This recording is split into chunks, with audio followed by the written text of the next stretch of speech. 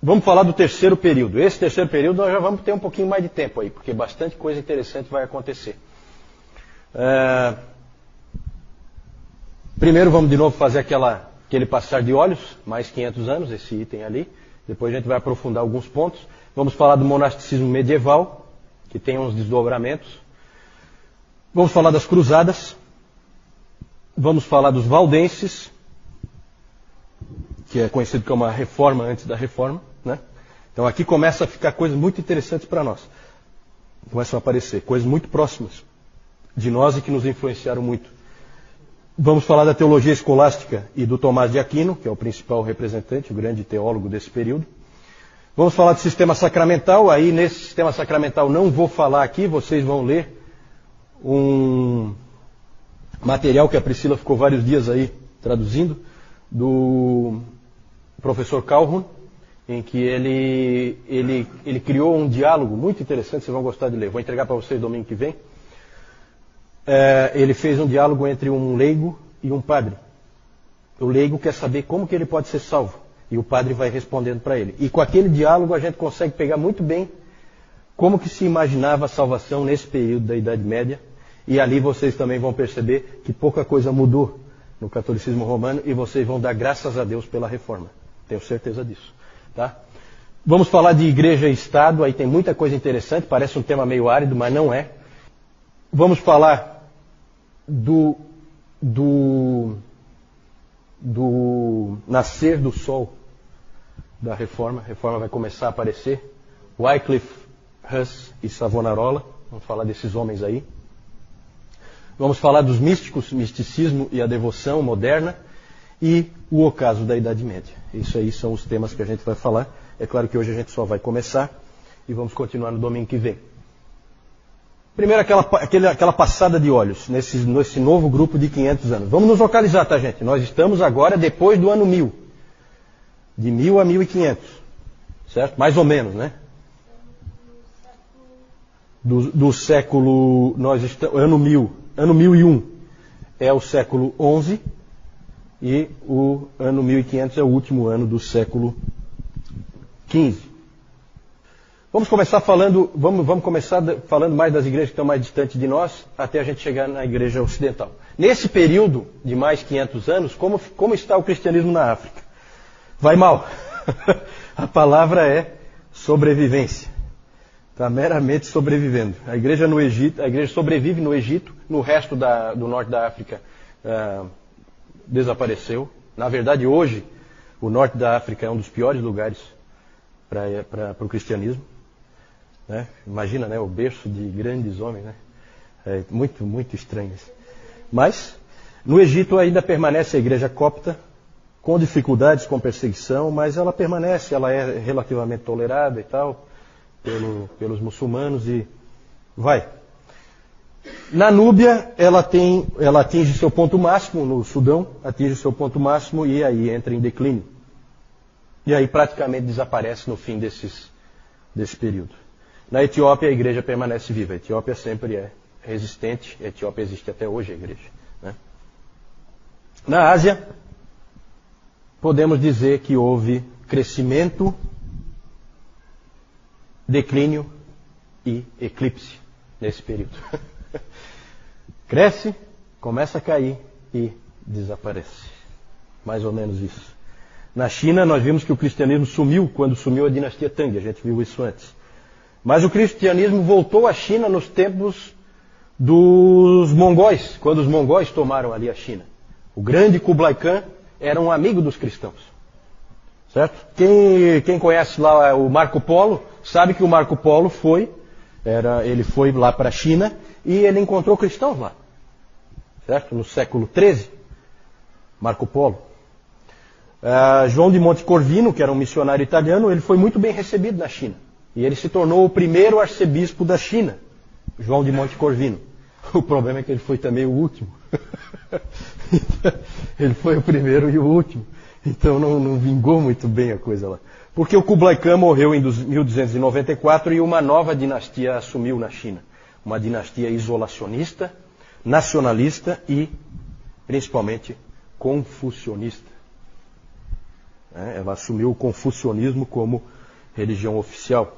Era a dinastia Ming. Com ela, o cristianismo morre mais uma vez na China. Oh, coisa difícil, hein?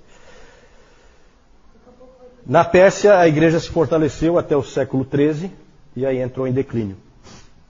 Quando o governante mongol da Pérsia tornou-se muçulmano, a igreja diminuiu e quase desapareceu. Na Ásia Central, a ascensão de Gengis Khan, que era religiosamente tolerante, abriu uma nova oportunidade para os cristãos. Os cristãos voltaram a ter alguma força ali no centro da Ásia. Impressionante como sempre tem missionário disposto. Aquela história dos malucos, né? Sempre tem um maluco para ir lá. Agora imagina, você tem lá, você ouve falar do Gengis Khan. E você é maluco o suficiente para ir lá e pregar o evangelho lá. Sabendo quem ele é, como ele é, né? O problema é que logo em seguida cresceu o poder de um terrível líder militar chamado Tamerlão, que era conhecido como, recebeu o mesmo nome do Átila Uno, o açoite de Deus e o terror do mundo, esse Tamerlão. Tamerlão era terrível, eu acho que foi o indivíduo que mais botou a igreja abaixo na história da igreja. Onde ele passava, ele destruía as igrejas completamente, não deixava vestígio nenhum. Isso porque ele era manco, né? Porque o nome dele, na verdade, era Timur. Tamerlão é um nome que se deu depois, porque tem a palavra manco junto ali. E, imagina se ele não fosse manco. Aí acho que a gente estava lascado. Então a igreja na Ásia, a coisa não vai bem. Parece que Deus reservou realmente um lugar especial para a Europa. Um lugar estratégico. Né? Não é à toa. Pensem sempre na providência de Deus, tá? No futuro, a América seria descoberta pelos europeus, e os europeus iam encher de cristianismo na América. A ortodoxia oriental, em que pé que ela está? Bom, lá na transição do período anterior para esse, houve a conversão da Rússia, que foi o ponto alto. Então ela teve um ponto alto, que foi a conversão da Rússia, e um ponto extremamente baixo, que foi a queda de Constantinopla. Vocês sabem quem que tomou Constantinopla e derrubou Constantinopla? Os turcos otomanos, exatamente. Os turcos otomanos tomaram Constantinopla em 1453. Que é, para o estudo da história, a queda do Império Romano do Oriente. Certo? Não existe mais Império Romano em lugar nenhum. Né? Acabou-se. Tem o fantasma do Império Romano, que é o catolicismo. Né? Que eu falei numa outra vez. Esse é o fantasma. Vamos falar do catolicismo romano. E a gente pode falar de catolicismo romano mesmo, tá? Por quê? Porque o catolicismo romano. Não existe no Ocidente nenhuma outra igreja. Sabe? Isso a gente tem que ter bem em mente. Quem é Lutero? É um católico romano. Quem é Calvino? É um católico romano. Todos são católicos romanos. Não existe outra igreja. Só que o catolicismo romano, ele se caracteriza por algumas coisas que nós vamos ver agora. E essas coisas se fortalecem nesse período de 500 anos que a gente começou a estudar agora. Algumas coisas acontecem nesse período. A consolidação da cristandade. O que é cristandade? É a união muito forte entre igreja, Estado e cultura. Essas três coisas extremamente unidas. Igreja, Estado e cultura. Isso se consolida na Europa. Uma outra característica desse período, e que já vem sendo sempre uma característica do cristianismo no Ocidente, é a diversidade. Diversidade. Graças a Deus pela diversidade que possibilitou que você tivesse monges lá como Lutero, meio doidos, que pensam diferente do resto da igreja e que podem pensar diferente. Tem o direito de pensar diferente. Até ser queimado, né? Mas de início pode pensar diferente. Então essa diversidade é interessante. Isso eu acho que já deu para perceber. Né? Falamos antes daquele conflito dentro do mesmo mosteiro entre dois professores, pensando completamente diferente. E essa aí é sempre uma característica do cristianismo ocidental, não só do catolicismo romano, mas do próprio cristianismo ocidental, porque com os protestantes a gente vê exatamente a mesma coisa. Diversidade. A luta com o Islã, nesse período, é o período da grande luta com o Islã. Vimos que os muçulmanos tinham tomado toda a Espanha, então parte da Europa era deles. Como se chamam os muçulmanos da Espanha? Como eles eram conhecidos? Quem é que sabe? Os mouros, exatamente, os mouros. E Principalmente, o que eles tinham tomado, que isso aí era inadmissível. A Terra Santa. Isso era inadmissível. O fato deles terem tomado a Terra Santa vai ensejar o quê nesse período?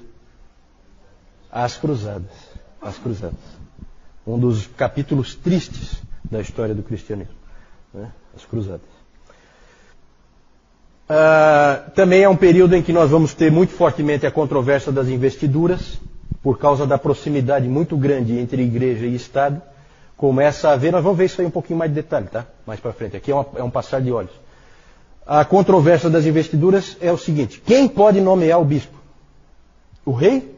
O papa? O rei ou o papa? O rei e o papa? Quem pode? Morreu o bispo. Aí o rei quer pôr um cara dele. Mas o papa quer pôr um cara dele. E aí há essas brigas de poder. Sempre há essas controvérsias. Isso aí é muito interessante. Nós vamos tratar com um pouquinho mais de cuidado naquele item igreja e Estado. A produção teológica desse período é interessante. Não agrada muito a forma como a teologia era escrita, mas era o modelo que eles seguiram, porque eles seguiram um filósofo grego chamado Aristóteles, e isso determinou mais ou menos como a teologia era feita. E o grande expoente desse período na teologia é Tomás de Aquino. Tomás de Aquino, que é o grande teólogo do catolicismo romano. O que mais que se pode falar aqui? Surgiram novas ordens monásticas, outras se fortaleceram, vou falar daqui a pouquinho. Construíram-se grandes catedrais e palácios, agora num novo estilo, não no estilo romanista, mas no estilo gótico, certo? Porque agora são os bárbaros que estão ali, que já não são mais tão bárbaros assim. Na literatura há avanços, na verdade no final desse período nós temos o Renascimento, surgindo na Itália. Então nós vamos ter homens como Dante Alighieri e a sua Divina Comédia. Temos o Geoffrey Chaucer com os contos de Canterbury. A produção literária começa a crescer, ficar mais forte. Também é um período em que se percebe vários problemas na igreja. Sabe aquelas histórias que vocês sabem de papas absurdos, assim, que fizeram barbaridades? Né? É esse período aí. Certo? Aí aqui tem todo tipo de confusão. 3 papas. Aqui, olha, na verdade, tudo isso extremamente positivo para o surgimento do protestantismo. Né? Essas coisas negativas que foram acontecendo com o papado, e aí a tentativa de reforma conciliar, tudo isso aí nós vamos dar uma olhadinha bem rápida, né? Não temos condição de aprofundar. Mas tudo isso aí gera a oportunidade de ver as coisas mudarem. E então é um período assim de muita turbulência nesse período aí, temos reformas de todo tipo. Nesse período também houve o Concílio de Latrão para tentar botar um pouquinho de ordem na casa, porque a igreja estava mal. No fim do período surgem heresias, no fim desse período surgem uma série de heresias. No sul da França, os cátaros e os albigenses. Esses cátaros eram realmente... É uma heresia típica. Né? Eles eram um tipo gnóstico, assim. Uma nova era da Idade Média. Né? E outros movimentos também heréticos surgem nesse período. Né? Só que esses hereges aí a gente vai começar a gostar deles. Porque são os hereges com os quais a gente vai começar a se identificar. Né? Para a Igreja Católica Romana, hereges. Para nós, heróis. Valdenses, o John Wycliffe, eu acho que é Wycliffe que se pronuncia, o John Huss, na Boêmia. O Wycliffe e os seus Lollardos, eles pregaram a graça, traduziram a Bíblia, tudo coisas que nós gostamos, né? A mensagem dos Lollardos chegou até Praga, na Boêmia, hoje República Tcheca.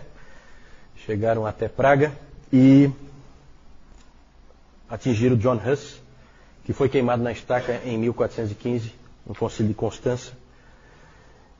E no século XV também, em Florença, na Itália, outro herege foi queimado, Girolamo Savonarola, queimado em 1498. Quando Savonarola foi queimado na estaca, um menino de 15 anos corria lá, nos campos da Alemanha. Chamava-se Martinho Lutero. Então nós estamos chegando. Né? Ali já é o despertar da reforma com Wycliffe, com Hus, primeiro os valdenses vieram antes, né? E graças a Deus, porque Deus fez assim. Então, mais um período aí de 500 anos.